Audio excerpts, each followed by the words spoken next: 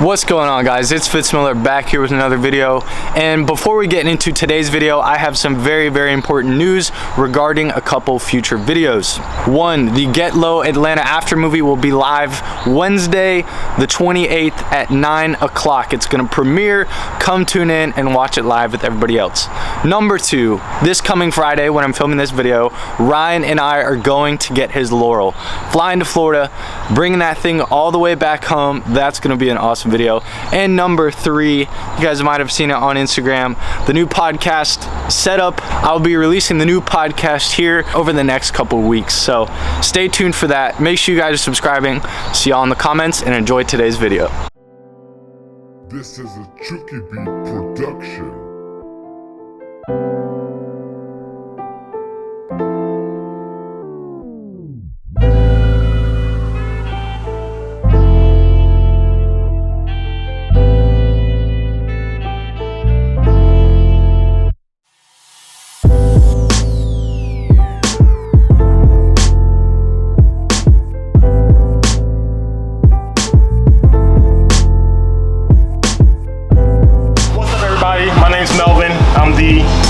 Alignment guy. Hell yeah.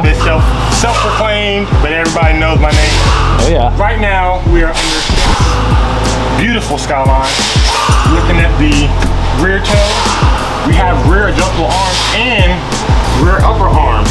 Right now, we're sitting at 6'8" in the camber on the left side, at 5'8" on the right side. Fitz, what would you like to do? Would you like to add more, or you want to match less? I'd like to match it close to the front if we can. Match it close to the front. Front is sitting at about 6 and some change, I believe.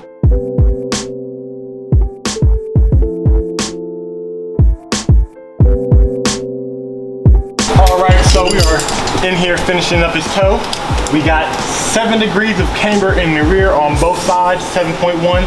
7-0, and right now I'm just trying to zero out his toe in the rear, so that way if he wants to do drifty boy stuff or you know, zero toe is the way to go. I mean, this camber isn't gonna do much, but like I said, as long as it has zero toe, tire should be a-okay.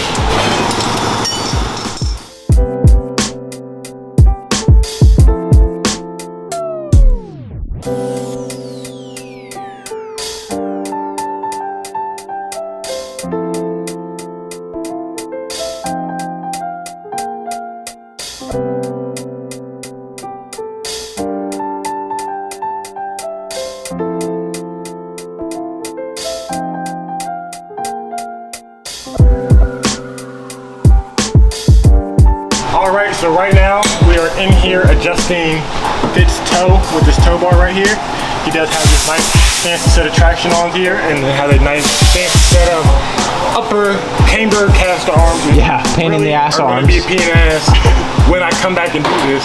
But like I said, 22 and a 15, that set it about, it says preferably 5, it says 0.110, and all I'm gonna do here is hit some enter buttons, and it should be damn near matching. So boom, 0.5, 0.5, 0, 0.5. Like I said, the camber is something we're gonna have to get addressed next time because my rack is broken. But for the most part, alignment's good, ready to go straight. Oh yeah, I mean, it's what, less than a degree off here. We're gonna be just fine, boys. Just fine. So we'll get him off the rack and see how it drives.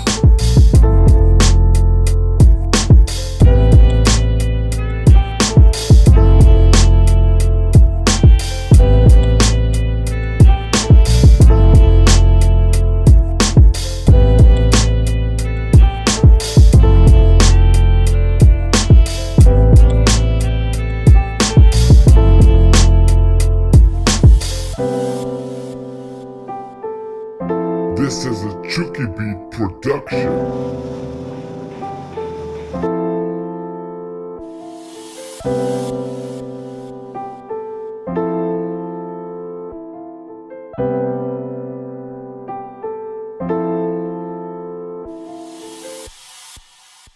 Yo, so it's a couple days later. Obviously, you guys didn't see the car when it was on battles. I got some explaining to do and tell you guys an update on the car. Got the alignment, backed out of the alignment rack, no noises, pulled forward, there's some rubbing noise going on. I'm like, okay, what the hell? Go forward, still doing it, but it sounds just kind of like tire. Jack the car up, raise the rear. I do that process maybe 3 or 4 times before deciding it'll just rub out. It never rubs out. If you guys are out there watching this right now, don't let it just, the noise will not go away, okay? Driving down the highway, earphones in, and doosh, out of nowhere, boof, pop, blah, blah, blah. I'm like, God, you know, pull over, tire popped, looking on the outside of the tire, looking on the inside of the tire. I don't see any crazy marks. What was this rubbing on?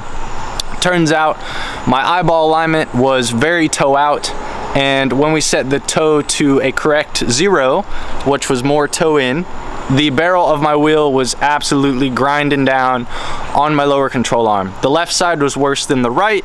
There's no cracks, there's no bends. Let me show you guys that right now. So here is the barrel. As you guys can see, it's missing the black or gunmetal coating, and also got ground down just a little bit. You guys can also see the tire where it just absolutely popped. Over here on the other rear wheel, you can see that the barrel is just fine. It's even better than the other side, and only the tire was making a mark on the lower control arm with this wheel. So at this point, Danny and Ryan pull up. We get one of the battles on. I think we're good to go. Danny leaves, put the car down, start rolling. Same thing. Danny comes back with another wheel. Big shout out to Danny. Him and the UX are the go-to stance rescue people.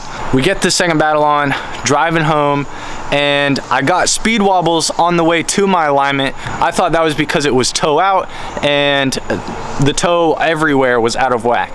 Got the car lined, went through this mess, hitting bridges, hitting bumps. The best way I can explain this while holding the wheel completely straight is it feels like you're going over wake, whether it's a wakeboard, tube, ski, jet ski, a boat itself. It goes, whoa, it wiggles. It's really hard to explain, but I'm not steering at this point. It's the car doing that on its own. And lastly, when I was coming down my street here, let's say we turn my steering wheel 90 degrees to the right, we go so far to the right. We turn the steering wheel that same 90 degrees to the left, and we do not go as far to the left.